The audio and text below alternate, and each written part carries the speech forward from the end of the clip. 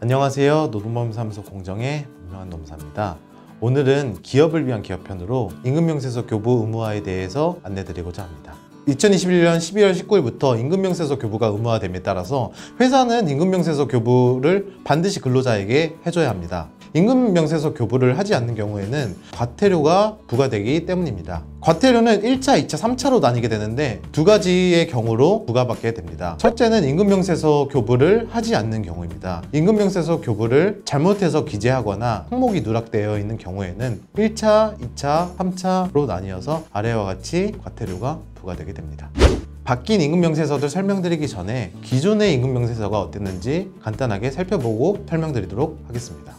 일단 기존 급여명세서부터 확인해 보겠습니다. 기존에 있는 급여명세서 보시면 성명 나와 있고 지급 내역, 지급액, 공제 내역, 공제액이 나와 있습니다. 지급 내역은 기본급, 상여식대, 자가운전수당 있는 경우에는 자가운전수당이 나와 있고, 공제 내역으로는 4대 보험과 소득세, 지방소득세가 나와 있습니다. 왼쪽에는 기존에 있는 급여 명세서가 나와 있고, 오른쪽에는 이번에 새로 바뀌게 된 임금 명세서가 나와 있습니다. 기존 급여 명세서와 바뀌게 된 급여 명세서의 가장 큰 차이는 연장, 야간, 휴일 근로처럼 매월 근무 시간이 달라지게 된다면 계산 방법을 구체적으로 기재해야 된다는 것입니다. 지금 바뀌게 된 임금명세서가 나와 있는데 근로기준법 제27조 2에 따라서 하나씩 어떤 것이 바뀌었는지 구체적으로 살펴보도록 하겠습니다. 근로기준법 제27조의 2의 1호를 보시면 근로자의 성명, 생년월일, 사원번호 등 근로자를 특정할 수 있는 정보를 입력하라고 나와 있습니다. 새로 바뀐 급여명세표를 보시면 즉 동명이인이 있는 경우에는 성명만으로는 특정할 수가 없으므로 생년월일, 사원번호 등 근로자를 특정할 수 있는 정보를 입력하라는 것입니다. 2호 보시면 임금 지급이 나와 있습니다. 이 임금 지급일은 쉽게 말해서 월급 지급일이라고 생각하시면 됩니다. 임금 명세서는 임금 지급일에 맞춰 근로자에게 교부하시면 됩니다.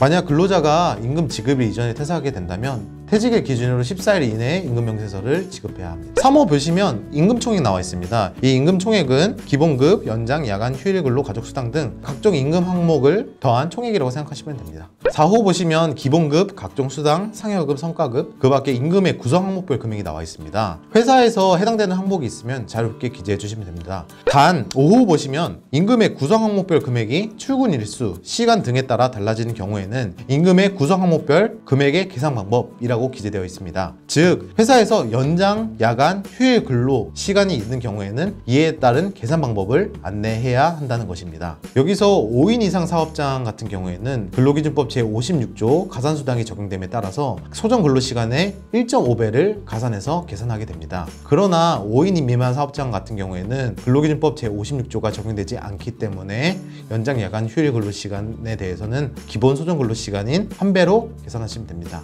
6호 보시면 법 제43조 제1항 단서에 따라 임금의 일부를 공제한 경우에는 임금의 공제 항목별 금액과 총액 등 공제 내역이라고 나와 있습니다. 즉 4대 보험 요율에 따라서 공제 내역을 기재를 하셔야 됩니다. 여기서 4대 보험 요율에 대해서 간단하게 말씀드리겠습니다. 4대 보험 요율은 매년 바뀌는데 국민연금은 4.5%, 보용보험은 0.8%, 건강보험은 3.23%, 장기요양보험은 건강보험의 11.52%입니다. 여기서 기준이 되는 금액은 보수총액인데 보수총액은 기본급에 식대 10만원, 차량유지비 20만원이 있는 경우에는 이 비과세를 제외한 금액을 말합니다. 즉 300만원의 월급을 받고 있는 근무자가 기본급 270만원, 식대 10만원, 차량유지비 20만원 있는 경우에는 이 비과세 금액을 제외한 270만원을 4대 보험 요율로 공제하게 됩니다. 단 2022년 건강보험 요율은 아래와 같이 소폭 인상되어 공제되게 됩니다.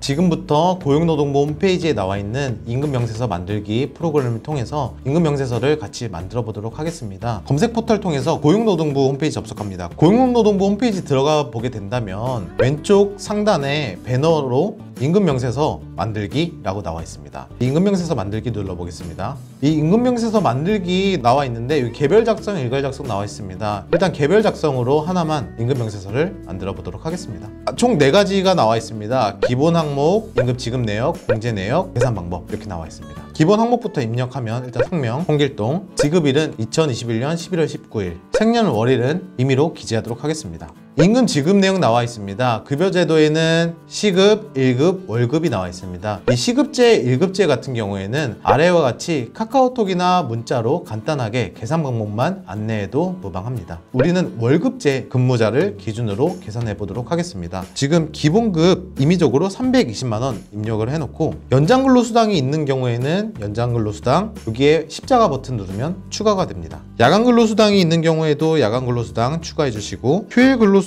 있는 경우에도 추가해 주시면 됩니다. 가족수당을 지급한다 라고 하면 가족수당도 추가해 주시면 됩니다. 회사에 식대가 있는 경우에는 식대 추가해 주시면 됩니다. 이 연장근로수당은 앞서 말씀드린 금액 기준으로 입력해 보도록 하겠습니다.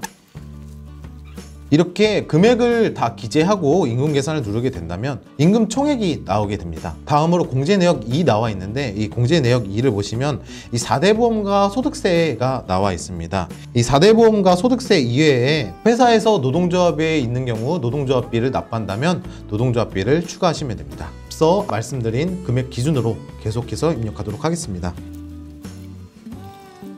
다 입력하고 공제 계산 누르고 실지급액 나오면 이 공제대 금액과 실제 계산되는 금액이 나오게 됩니다. 다음으로 계산 방법 3이 나와 있는데요. 앞서 입력한 금액 기준으로 계산 방법이 차례대로 나오게 됩니다.